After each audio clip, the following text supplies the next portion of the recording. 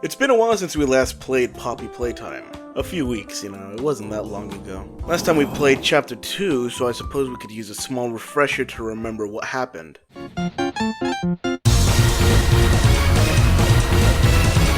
Alright, now we're up to speed. So first and foremost, I believe I should try to defend myself before the masses line up outside my house with pitchforks and torches. I like Poppy Playtime. I had very high expectations for Chapter 3 because people everywhere constantly hype it up as the very best of the current 4 chapters. But after playing it myself, well, it didn't meet my expectations. So just like the last 2 times, we'll go over everything again and blah blah blah. No one watches these anyway. Let's start. What's the time? The game begins like every other chapter, with a distorted commercial to hype up the antagonist of the chapter. This one in particular is very long compared to the first 2 and definitely breaks some immersion because there's no fucking way this would be a commercial, but that's just me nitpicking. It's not real criticism. It redeems itself in the latter half when it cuts to it being a news report detailing that the catnap doll is not safe for children, bringing them violent nightmares with the company recalling all catnap dolls and failing damage control to cover up their mistakes, bringing a strong first impression that from the beginning, catnap has always been dangerous. Still unknown, only one thing appears glaringly certain. Your children are not safe with catnap. Oh, Chapter 3, it's been... fuck. The game really starts with us being dropped down a garbage chute by none other than catnap. Right away, the game is not pulling any punches, immediately putting you in a situation where you have to run for your life. I'll mention it here, between the first 3 chapters that I've played so far, I died here the most. Like, I died a lot. Okay, am I stupid or something? Maybe I'm just rusty. A bit of this and a bit of that. The beginning is just simple platforming and grab pack puzzles to familiarize yourself with the mechanics of the game. Once again, the cardboard cutouts continue to fail at being scary, but a little funny instead.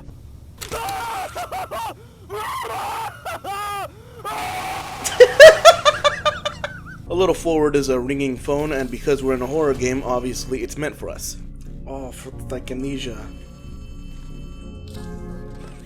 Precious eagle cactus fruit, help us.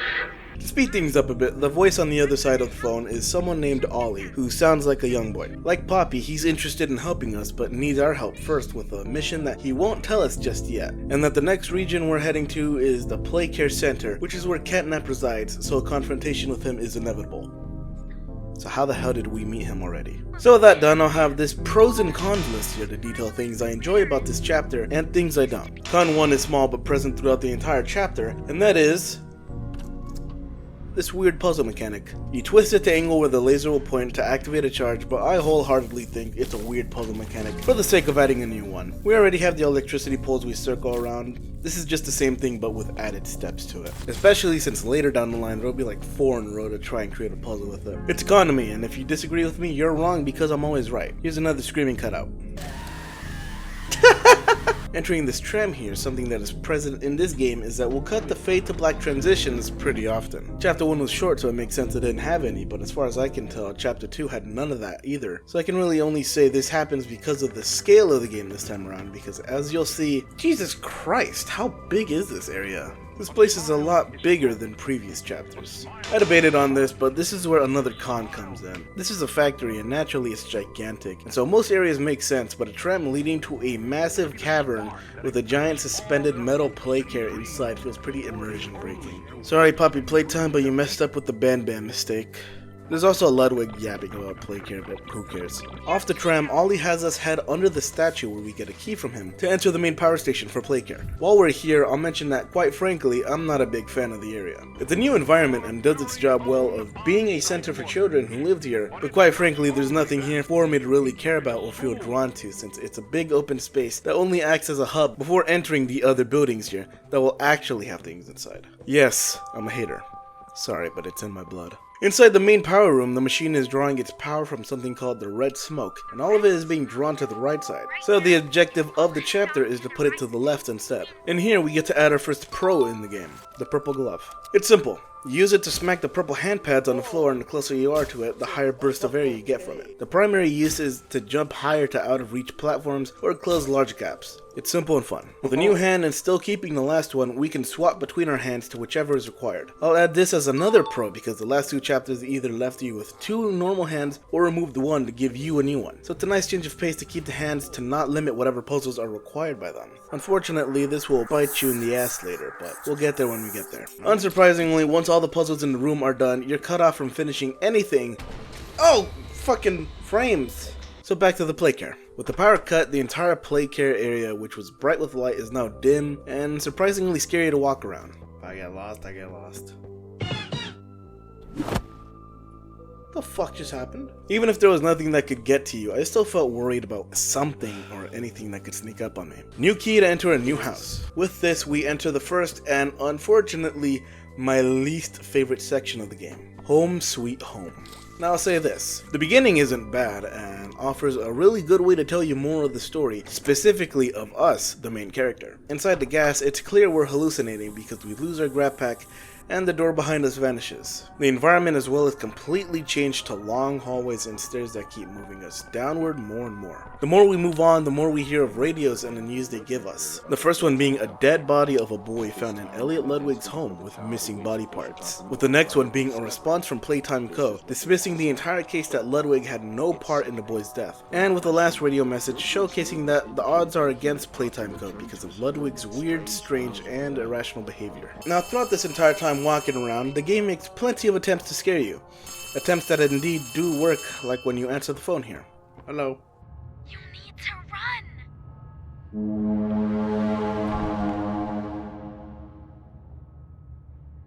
Also, there are plenty of markings all around the floor and walls. The most important one, however, is guilt haunts you, because despite it appearing several times, in a room we can't reach are those same words scratched into a wall in an office space. So at the end of it all, we reach a room with another VHS tape to watch. It starts out fairly normal, until it doesn't. And should you come back years later, your conscience finally getting the better of you, may you descend into the dark and the dust, finding all that awaits you are incomprehensible horrors, each hungry for your return, each eager that they might find you. Perhaps they'd smile at you from a shadow, their smiling mouths full of teeth and meat and plastic, watching and waiting patiently for their turn at a warm welcome. Or perhaps they won't allow you such time to figure your place in the world you'd left, a world that's theirs now. Welcome home. Yeah.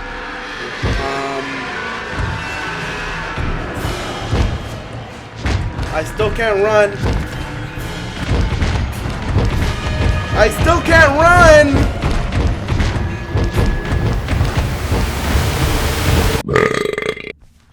Oh, and it was on purpose. Mandatory death to proceed further, we wake up in reality, inside the real Home Sweet Home, and the hallucination ends. I think the entire sequence was handled pretty well and was a unique and smart way to give more insight to our protagonist while at the same time telling us for sure our character was a former worker and one stricken with guilt for what he saw or did. Let's add that to a pro. But now let's actually go inside and explore Home Sweet Home and go over why I didn't fucking like it. So inside are a ton of locked doors and the only way forward is through the small drop here. And using common sense, this race car can be used to clear a path forward, but there's a lot of red smoke here. Passing through will kill you, and so at the drop is a gas mask for you to grab, and I can see plenty of people saying how easy it is to see or how obvious it was, blah blah blah. But there are a lot of easy to miss things in this game. There is nothing at all that can prove to me that this mask can be picked up and used as an item, as opposed to anything else on the floor or wall. Here's another point. Upstairs we gotta figure out how to keep moving because all of our paths are blocked, but in reality all you had to do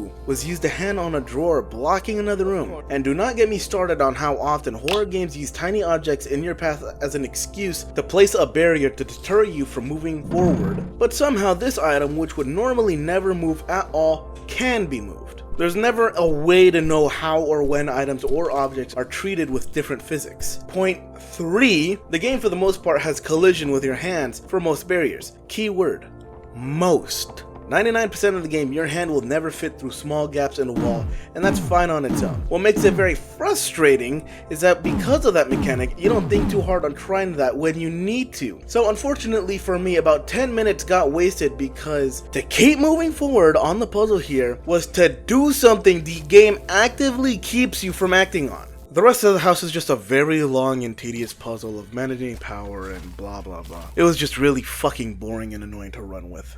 Biggest con in the entire chapter. So outside we can... No! Let go! They didn't do anything wrong. What the fuck? So Poppy and Kissy, which is the pink Huggy Wuggy's name, are on our side. Supposedly, at least. Looks like the train crash hurt us both. You're the reason I'm still here, you fucking asshole! Considering how chapter 2 ended, there's no way we can still trust Poppy, but that's not our choice. Now here she tries to explain things to us, but the explanation just boiled down to her needing us to kill the prototype, and we're the only one capable enough to do it. Fantastic. Ollie calls again and just tells us how to put the power from Home Sweet Home to under the statue using an incredibly long cable that feels weird to stretch this long. The power it gives is only half of what we can use, so we'll need another area's power forcing us inside the school, and meeting a sweet, sweet mommy in the process. The beginning plays out like any other brand new area. Slight puzzles and teasing the monster who will chase us eventually. What's new, however, with this area in specific is Miss Delight, the new and...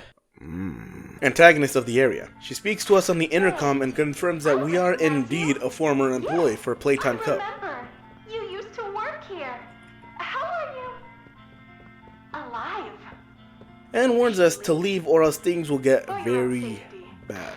Of course, we both know how this will go, so why don't we cut the bullshit and go over the important details here. First and foremost, once we get past this specific gate, our flashlight decides to break. This doesn't end well for anybody. She gives us another warning and goes from preferring us to be gone to happy maniac fairly quickly, so you and I both know where this will go. In this room we solve a puzzle very similar to the kind in chapter 1, to set up a charge, and then, well...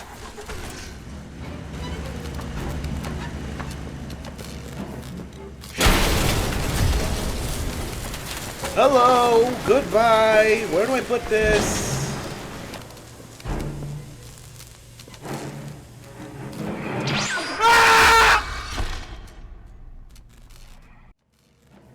Miss Delight easily has the best encounter in this chapter. From the moment she appears to until we leave the school, she will never leave us alone. She follows the rules of Weeping Angels, so she only moves out of our sight, so we have to navigate the exit while constantly keeping our eyes on her. This is without a doubt a pro on the list, because it combines the battery puzzle alongside a present threat perfectly in a very tense but manageable sequence.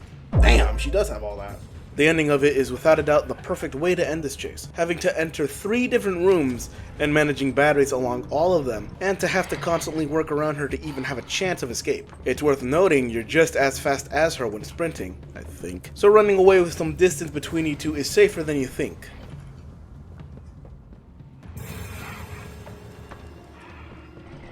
Not sure where I'm walking. You're not supposed to look at me. Fuck you, bitch! One clunky ending aside, this was a good moment of the game, and unfortunately for as much praise as I give it now, things will just go downhill from here. Alright, we have another pro here, but alongside with it, a complaint. This is our orange hand, and it shoots out flares like a gun. With our flashlight shattered to pieces, this is both our new source of light and potential weapon. But our slight issue here is that sometimes the light on this thing fucking sucks. There are 5 shots that constantly reload for you, and sometimes 1 shot is all you need to light up an area ahead of you, but other times it gives you the worst piece of lighting that you could possibly fathom. Given how dark the game is and how certain areas will be, it is far more common than you'd think. Also, we're back inside the cavern and it's still just a stupid area, so I'm gonna place a con point here too. Suck it. That jump. I guess I tripped. Considering we didn't get to turn on any generator in the school and took a backdoor exit, we are inside the one place Ollie told us not to go to. the Playhouse. It's present from the very beginning that this is going to play a lot like the mini Huggy Wuggy section from Chapter 2, but much worse. Miniature smiling critters toys will swarm us and only back off after a direct shot with the flare gun. And it is important to manage your shots because if just one gets too close for too long and you're all out, it's lights out. The section doesn't last long, and all you need to do to progress is place 2 large boxes onto some buttons so you can escape. Not bad, not a pro though. It's this next area, however, which is worth a con. You'll see why. After some more progression, we get to meet someone new, someone very familiar with Catnap. Holy shit. This is Dog Day. His condition is the way it is now because he defied Catnap and his god, the Prototype. He's the last of the smiling critters, with the rest dead and gone because of Catnap. Unfortunately for Dog Day, like he told us, there's a million eyes watching our every step in this area, and they don't like him helping us, so they take matters into their own hands. No! Leave me! Please! Just go! Run!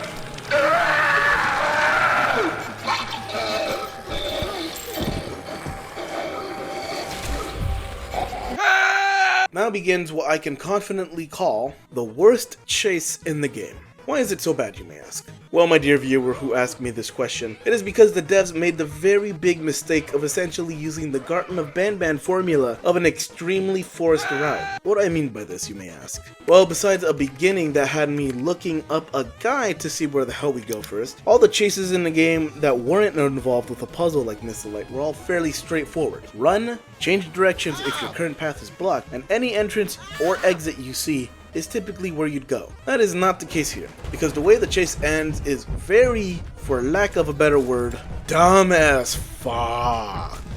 After exiting a slide, there's 2 routes ahead of you. Dog Day comes out the right side, so I initially deemed it my mistake when entering. But when I enter the left side, what's waiting for you? Another fucking Dog Day. How does that work if you're coming out of the right side? How are you gonna come out of the fucking left? This is on par with the invisible barrier in Garten of Banban Chapter 1, because it makes no sense other than stopping you from going the intended route. The actual way of escape here isn't either tube, but to go all the way left instead, where we can bounce out of the playhouse. Once you die enough times, the chase loses its charm and just becomes annoying to repeat. Dog Day here is the prime example of how to not do a chase in this series. Alright, I've got coffee now. I can beat this shit easy. Motherfucker! Bring it back! So back outside, Ollie calls us again to call us a retard and that we'll have to go into the office of the Playcare, which is Catnap's domain, so an encounter with him there is most likely inevitable. Ollie also gives us some insight on why Catnap is so obedient to the Prototype, and it's because it saved his life instead of escaping when it could have, so he dedicated his life to it. With that bit of story out of the way, With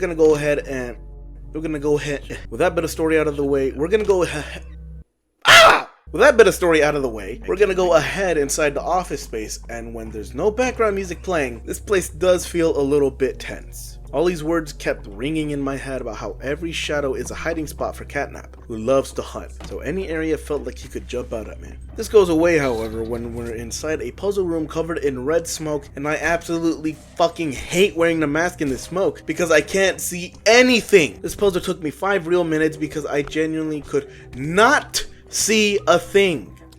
This next puzzle room uses the annoying new mechanic introduced, and this room alone gets a con. Why, you may ask? These boxes are why. Throughout the chapter, we've been using batteries to power doors or anything really to move forward, and in this room, and only this room, 2 of them are inside of glass cases. It's made quite apparent that these can simply be broken with a bit of a tumble, so dropping them from the 2nd floor is all that needs to be done, right? 18. What does this number mean to you, you might ask me? It's the amount of times I had to drop the fucking case before it broke. I genuinely thought I was doing something wrong. I looked up someone else's gameplay to figure out how the fuck to work this shit, and it wasn't even my fault that it wouldn't break. The game just didn't want to work with me, so I spent way too damn long in this horrible room slamming the same glass box again and again and again until finally it would work with me. That's why this place deserves a con. Generator is on, so we just have to backtrack into the dome and put the power back to the... Ah!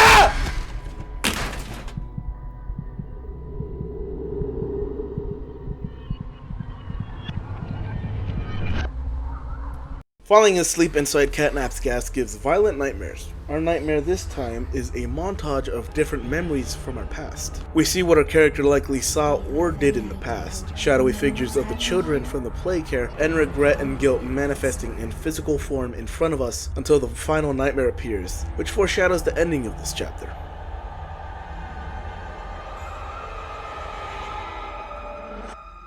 No, you don't.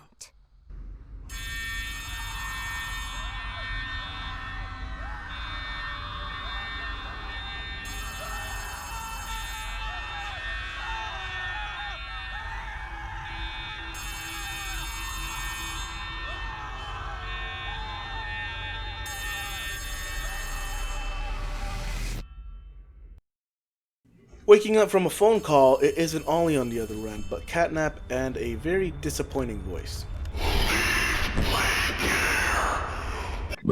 Personally speaking, I'm not a fan of how his voice works here, because if you avoided all the VHS tapes, this would be the first time hearing him speak, but quite frankly, giving him a voice was kind of a poor decision. He's barely spoken at all in this chapter. In fact, this is his only line within the story, I'm pretty sure, and to me, it's a missed opportunity to give the most animalistic monster in the game a voice, instead of simply sounding like an animal. Outside, we could use the cord of the office building to power up the underside of the statue. It only brings us to 99%, so the game pads itself out by making us grab another cord from where Poppy and Kissy were at. Where the fuck did they go? With that, we have enough power to swap the red gas in the main charge station to leave the play care, because totally we can do this without issues, right?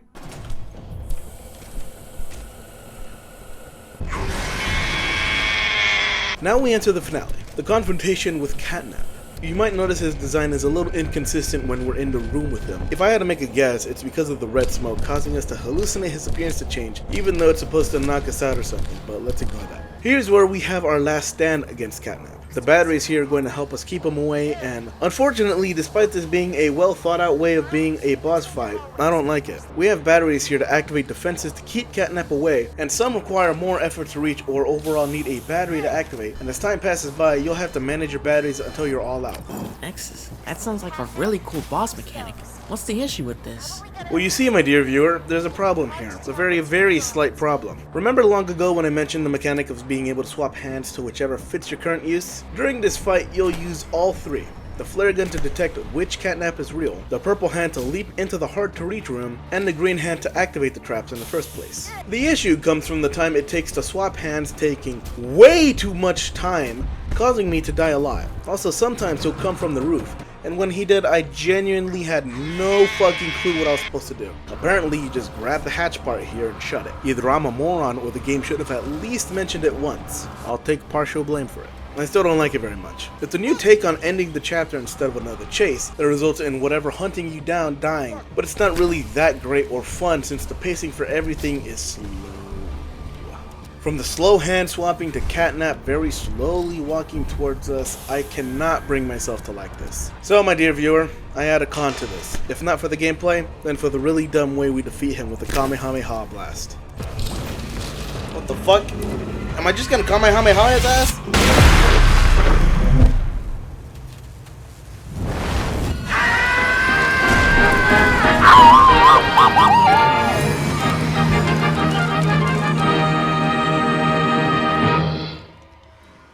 The blast isn't enough to kill him, and out of the roof with shining light from above is the prototype and its very large hand.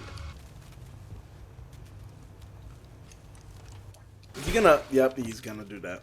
Catnap is betrayed by his god who he worshipped because to the prototype everyone else is a pawn waiting for its turn to be played. The blast destroyed our green hand, so no more electricity puzzles for a while, or ever again. With Catnap dead, you're one big step closer to the prototype.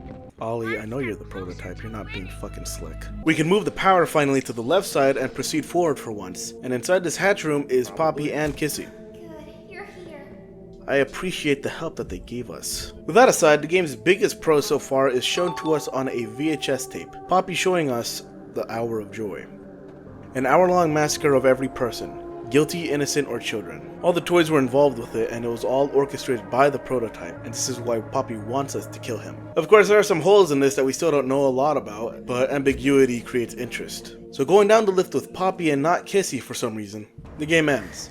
All right. Once we hit the ground, We need to be cautious. There's something... Ends with Kissy being attacked by something and the hatch shutting on us, preventing us from helping her, ending chapter 3. Come on, go faster!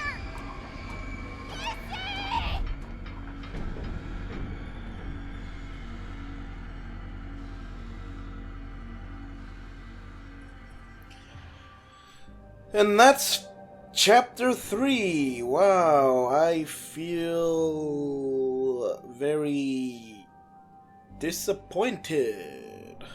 I'm not sure why Kissy didn't go on with us other than forcing a reason to cause conflict at the end for a cliffhanger, but you gotta drive interest somehow, I suppose. So with the game over and some time left to kill, I can go over why this is without a doubt the weakest chapter of Poppy Playtime so far. So back to the ranking here. Realistically speaking, this is a C tier level chapter. Compared to the last two, this one was drowning in puzzles left and right, more or less just repeating in slightly altered ways. I'll compare what I liked about chapter 2 to compare what I disliked in chapter 3. The biggest offender for this is Catnap. People love Catnap.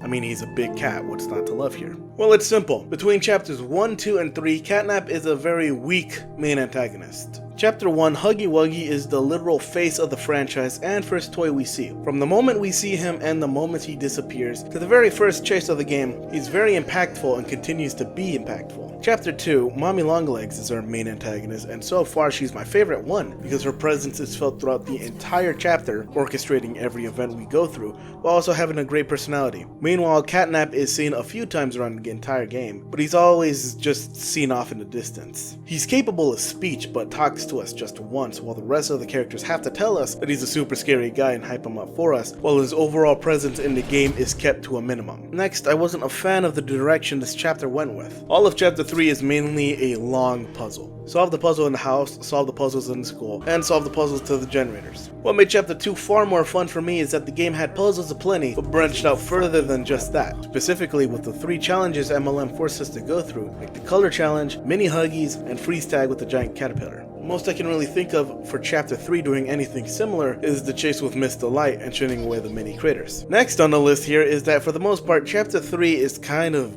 boring. There are a lot of puzzles and whatnot, but really there are so many back-to-back, and some of these, along with some chases and more, are just trial and error. You mess it up, try it again until you get it right. That's boring to me, and Dog Day is the greatest offender of this. Sorry, bud. Also, the ending of the chapter is kind of just meh compared to the last two. Chapter 1 ended with freeing Poppy from her case. Chapter 2 ended with Poppy betraying us and the train crashing. And Chapter 3 ends with Kissy being attacked by something off screen while we can't save her. There's plenty of room on the lift. I seriously don't see why she couldn't get on with us. Those are all the main reasons as for why I'm so critical of Chapter 3 for Poppy Playtime. Chapter 1 and 2 were amazing, but Chapter 3 seems to be a slow burn. Don't forget, I am actually a fan of this series, but it's my job to be honest and talk about these things, especially in hopes that it improves later down the line. I've heard a lot of talk that Chapter 4 is apparently the worst of the bunch so far, and as much as I could say that it could be, so far it seems like the best wasn't very accurate. So I'll be judging that myself, eventually. Just give me another 6 months.